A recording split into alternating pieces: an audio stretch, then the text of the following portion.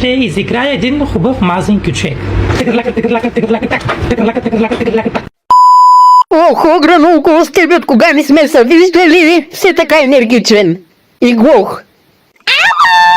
Здравей! Добре, до кога ще стоя клекна зад мухлясалият ти диван, само да те чакам да спреш да ме гледаш с тези бели, смързяващи, бездушни очи? Аре бе, обсрали тазото превесели! Грануш! Баба готви! Баба ти току-що да ни пита готви! Ама как така не подпали кухнята? Мале, тук има пилешко хапче. Чай, кво? Момент. A few moments later.